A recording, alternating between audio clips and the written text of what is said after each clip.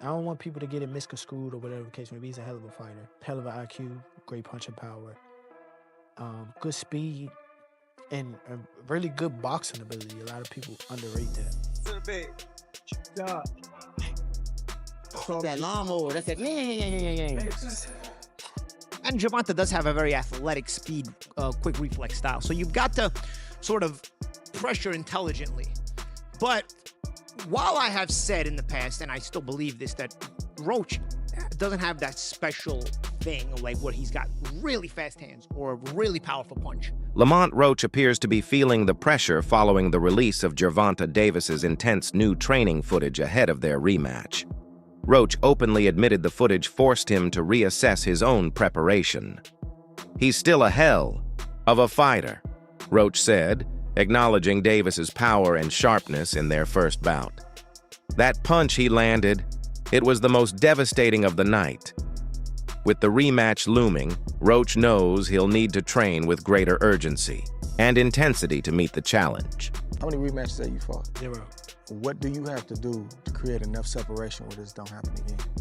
Whew, that's a good question. It's gonna be based on my training camp. I have to push myself a little harder if that didn't give me the win. And I have room. I definitely have room. I'm not gonna lie, I have room. You believe you fought the best Gervonta, or do you think he got some more gears? 100% for a fact. I think he might have some more gears, but I fought the best Gervonta that night.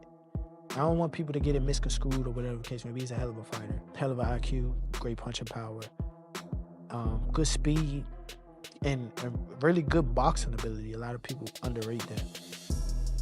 Don't think because of what I did, y'all think y'all can just go in there and think y'all can have the same night, you know what I'm saying, or do the same thing. He still will go upside your head and crack you, and you know what I'm saying, you might end up on the floor. Everybody not built the same, and that's what people get it messed up. He did a whole lot of things that was good in that fight, a whole lot. And I'm telling you right now, if he wasn't as good of a fighter as he was, that would have been, you know what I'm saying?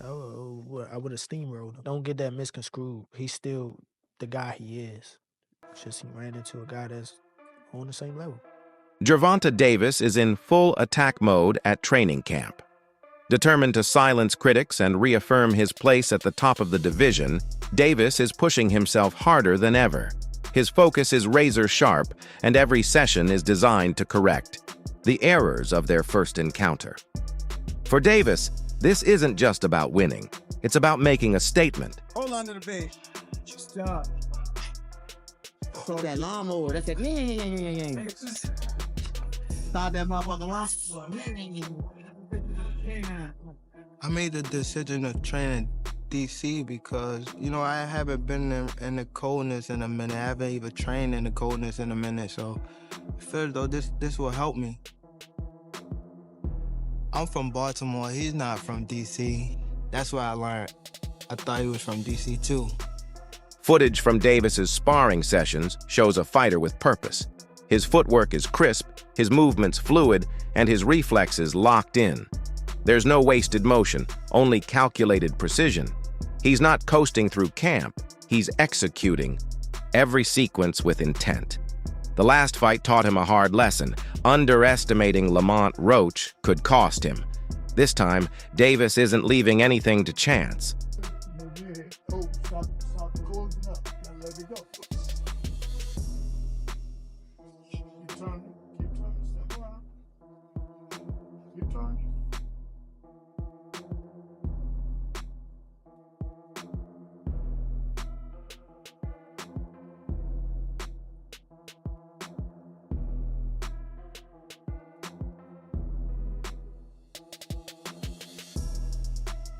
It's not just finesse. Davis is bringing raw intensity. One clip shows him unloading on the heavy bag with explosive force, each punch carrying clear intent. This isn't routine, it's personal. The controversial outcome of their first SAO meeting left too many questions unanswered. Davis is preparing like a man who wants to erase any doubt. He isn't just chasing a win, he's chasing domination.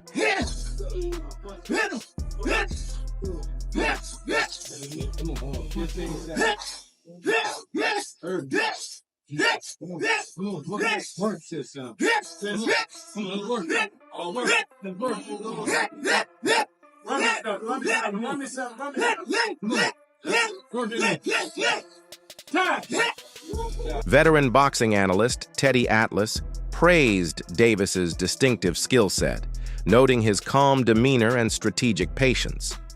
He doesn't rush or force shots. He waits, reads, and then strikes with purpose, Atlas explained. What separates Davis, he added, is his adaptability. Whether inside, outside, or mid-range, Davis has the tools and the power to change a fight at any moment. When he's focused, Atlas said, he's one of the most complete fighters in the sport. He's going to try to get to us, but we're going to frustrate him. He doesn't get frustrated. He takes his time. He's deliberate. You know, a lot of times at the beginning, people thought he was just a seek and destroy missile. They thought he was just a guy that got to you. And they thought that he would get over anxious. He don't get over anxious. He takes his time. He slowly crosses closes those gaps. You know, inch by inch, step by step, and then he gets to you. Despite the controversial draw, lightweight contender Rolando "Raleigh" Romero remains firmly in Davis's corner. He called the result just a bad night and reaffirmed Davis's standing as a pound-for-pound talent. One shaky performance doesn't erase years of dominance, Romero said. He's confident the rematch will showcase the real Davis and silence any doubters. If people want to discredit Tanguy, he's still a pound-for-pound fighter. Yeah. What do you think about that fight that happened? You thought it was just an off night, or? Everybody has an off night. Everybody has an off night. Shit, I had a night with Cruz.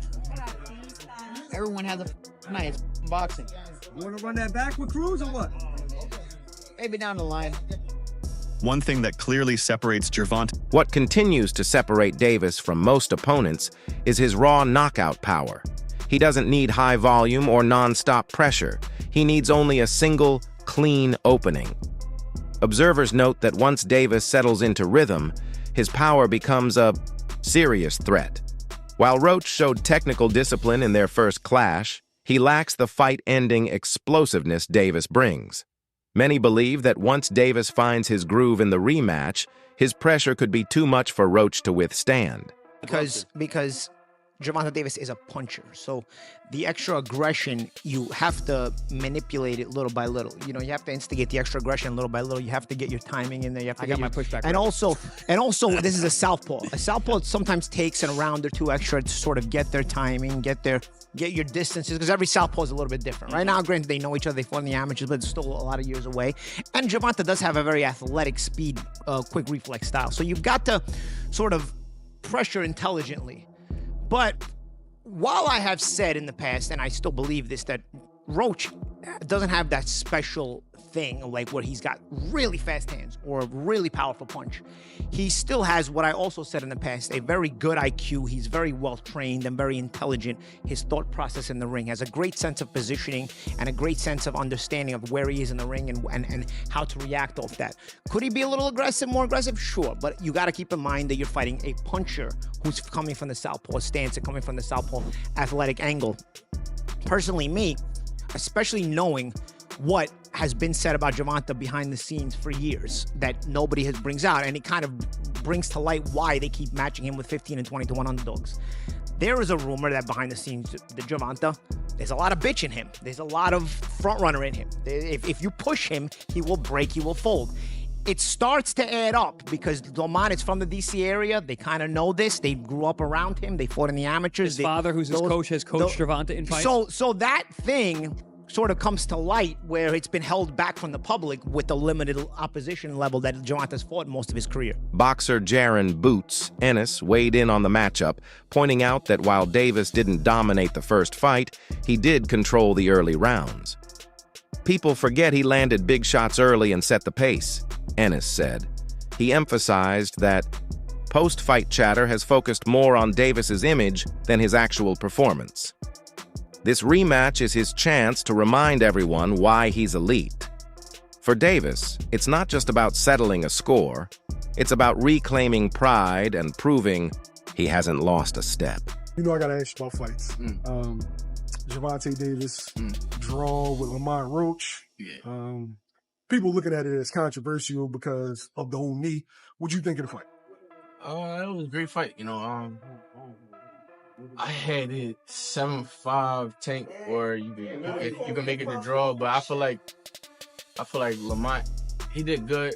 He did a great job, actually. You know, I just don't think he did enough to pull it off.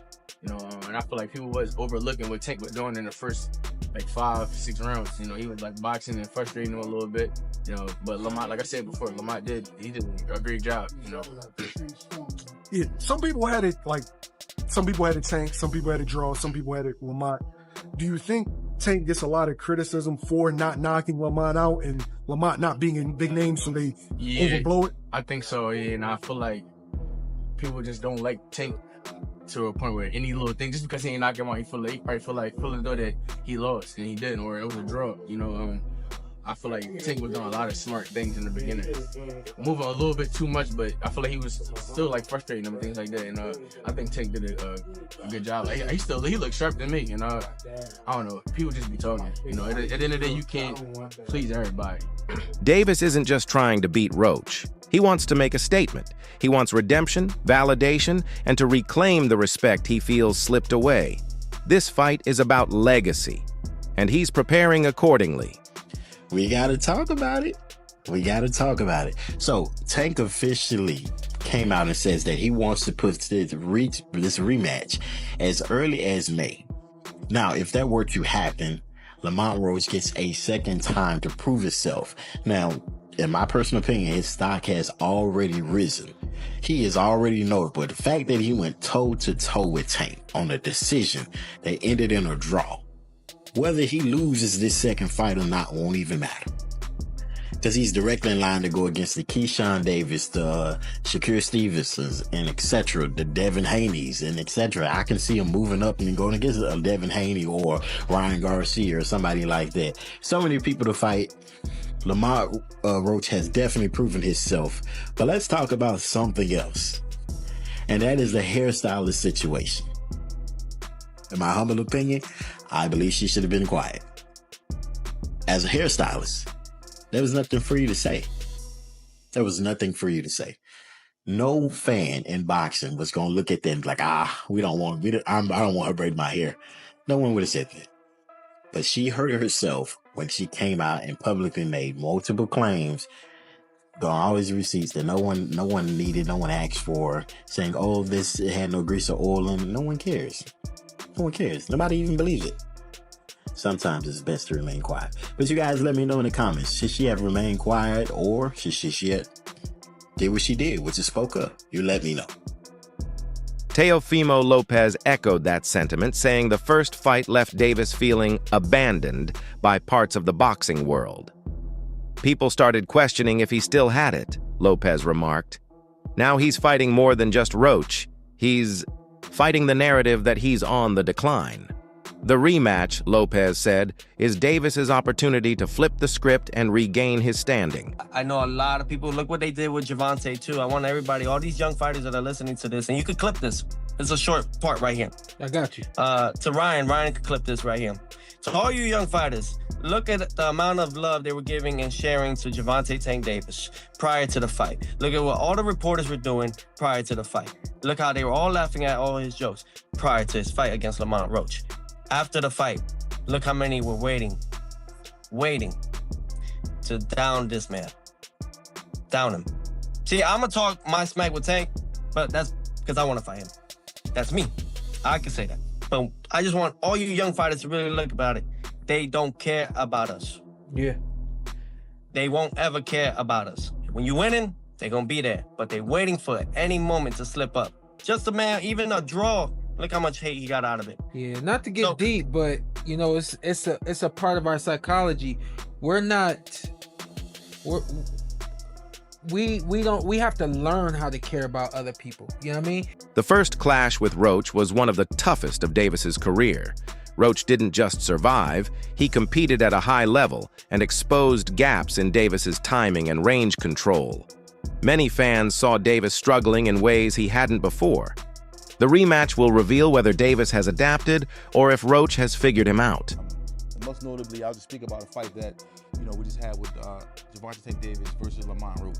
My message to Tank after that fight, it was given a draw. A lot of controversy around Tank taking a knee due to hair band in his face or his eyes, so forth and so on, and burned his eyes. And, in my opinion, it was a competitive fight. The judges judged it as a draw. A lot of people saying it was rigged, all these different things, so forth and so on.